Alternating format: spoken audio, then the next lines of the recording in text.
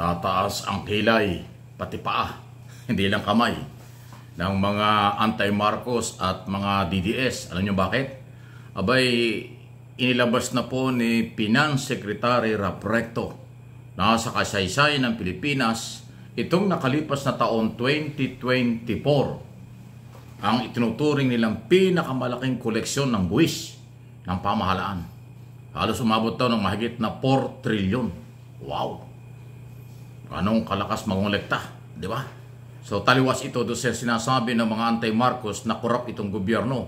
Di ba? Pag korap ang gobyerno, nawawala ang pera o babagsak ang koleksyon dahil korupsyon. Hindi eh.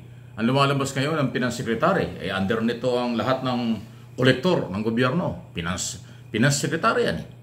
Customs at BIR, number 2, number 1, number 1, number 2 na bureau ng kolekta ng buwis, ay yan ho ang sinasabi. First time na mangyari sa kasaysayan ng ating bansa, ganitong kalaking koleksyon. Kaya pala ang lakas ng loob ng mga economic manager do sa budget na propose nila at na-aproba na nga ngayon 2025 na mahigit na 6.3 trilyon. Ayun pala naman ay magandang koleksyon. At sana'y magpatuloy ngayong taong ito ang magandang koleksyon.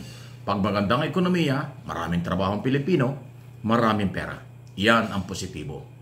Yan ang magandang balita. Good news talaga ito para sa taong ito. At hindi nagkamali ang Pangulo sa paghugot, pagkakalagay kay ekonomistang Rap Recto, dating congressman, dating senador, at alam ang ginagawa, alam ang trabaho. Pero siyempre, yung mga anti-Marcos at ayaw tumanggap ng positibo, puro negatibo, puro paninira, gustong-gusto nila sinisira ang ating bayan. Gustong-gusto nila sinisira ang ating Pangulo. Alam nyo, pag sinisira ng mga anti-Marcos si Pangulong Marcos, ang sinisira nila sa international community at sa buong mundo ay ang mga Pilipino. Yan ang hindi nila naintindihan. O kung naintindihan man nila, wala silang pakialam. Basta lang makapanira, basta lang makapag-intriga, basta lang makapag-content, yung mga vlogger nila at iba pa, kahit kasiraan. Tuwan-tuwa sila sa paninira dahil kumikita sila sa paninira. Walang malasakit, walang pagmamahal, walang pagsakripisyo para sa bayan. Huwag nating samahan yan. Kaya huwag niyong tangkilikin ang mga ganyang klaseng fake news o paninira. Ito positibo. Napakagandang balita. Maganda ang koleksyon na nakaraang taon, hopefully tataas pa ngayong taong ito. Ayan. Panalo, di ba? Sabi niyo, mahina si Pangulong Marcos. Sabi niyo, easy-easy lang na Pangulo. Abay, may laman. Kasi alam kong bakit, ito sa aking personal analysis at opinion. Kasi yung style ng management ni Pangulong Marcos, pabor na pabor ang mga negosyante, local and foreign sector.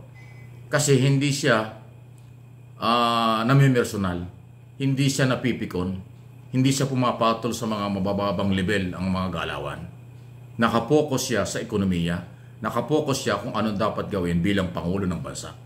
At yung kanyang independent foreign policy, at ng kanyang pakikitungo sa lahat ng mga negosyante dito at sa abroad, gustong-gusto yan ng mga foreign investor talaga. Yun ang dahilan. Hindi katulad ng nakaraang gobyerno, inaaway ang mga negosyante, minumura ang mga negosyante, yung mga dayuhan ay ayaw pakisamahan o anong nangyari sa atin? Gutom. Di ba? Ngayon, hindi na.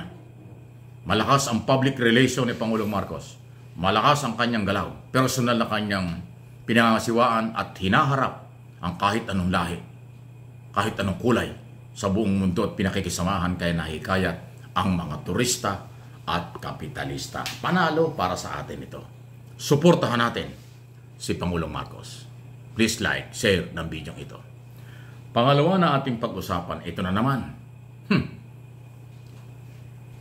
Maraming nagko-comment, nagtatanong, reaksyon. Sir Mike, kaya ba tinanggal si Sara at yung dating Pangulo bilang mga member ng National Security ay dahil sila yung mga pro-China o pabor sa China? Bah, may kanya-kanya ho tayong paniniwala, malamang. Baka ganun nga. Kasi si Sara, si Digong Duterte at kanyang mga kasamahan, kahit si Gloria Macapagal-Arroyo, hindi naman ho niya kinundina ang China. Si Erap lang ho talaga ang siguro nag-iba. Pero si Duterte, dating Pangulong Duterte, naku, wala tayong maririnig against China. Kahit si Gloria, wala kang marinig against China. Kahit na tayo pinapasok, inaagawan, ng sa exclusive economic zone sa West Philippine Sea. Kaya posibleng kaya sila ay tinanggal na as member ng National Security Council ay kasi nga yung banta at ginagawa ng China threat na sa national security ng bansa. Paano ka nga naman magmi-meeting yung council kung nandyan yung Sara Duterte, Digong Duterte, Gloria Macapagal Arroyo?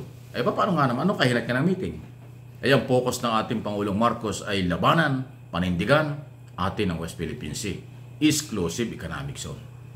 Kaya ako rin naniniwala, isa yan sa mga dahilan kung bakit inalis na sa National Security Council ang nabanggit na personalidad ng mga politikong ito, including Vice President Sara Duterte, kasi nga wala kang marinig sa kanila ng anumang pagkondena at batikos sa Chinese government.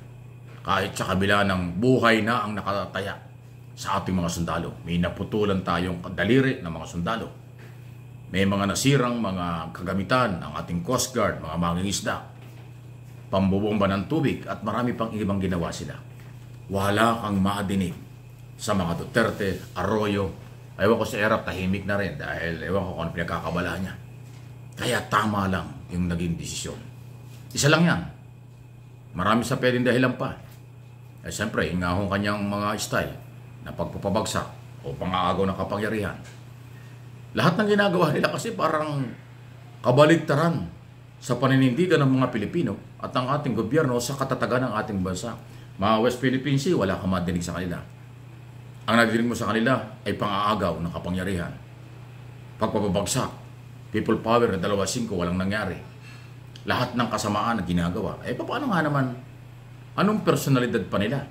Anong personality nila sa pag-meeting ng National Security Council kung sila mismo yung threat, sila mismo yung posibleng kaalyado, sila mismo yung kokontra sa magiging policy ng council para panindigan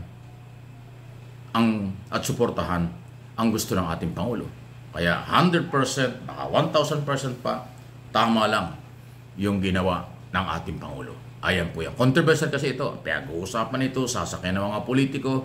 Pero ngayon pa lang, paninindigan natin, kahit pa sinong mga politiko ang gumamit, manggamit, at sumakay sa isyong ito ng pagkakatanggal ng mga Duterte sa National Security Council, panindigan natin kung ano ang ginawa ng Pangulo. Tama yon. Base sa kanyang intelligence report, base sa kanyang assessment, base sa pag-aaral ng kanyang mga tauhan, ng mga lawyer, security eksperto mga security, may kinalaman sa national security, yan ho ay pinagtibay nila. Kaya, kung ito tinatalakay muli, walang sisihan. Kung ano ang desisyon, panindigan. Kung kayo natanggal o nawala, kasalanan nyo yan. Manindigan kayo para sa West Philippine Sea. Tumigil kayo ng pagpapabagsak sa ating gobyerno. Baka may pag-asa pa. Pero palagay ko, huli na rin ang lahat. Tatlong taong mahigit na lang natitira eh. Paninindigan na ni Pangulong Marcos na hindi kayo kailangan dahil baka pabigat na yung mga anti-Marcos, hindi lang pabigat, kung hindi ho, wala na talagang pakinabang. Puro lang pang sarili kasi ang galaw nila. Any comment, reaksyon, please like at gawin po natin sa isang professional na mga pagtrato, reaksyon at mga pahayag para sa kaalaman ng ating lahat ng mga viewers at subscriber, followers na rin.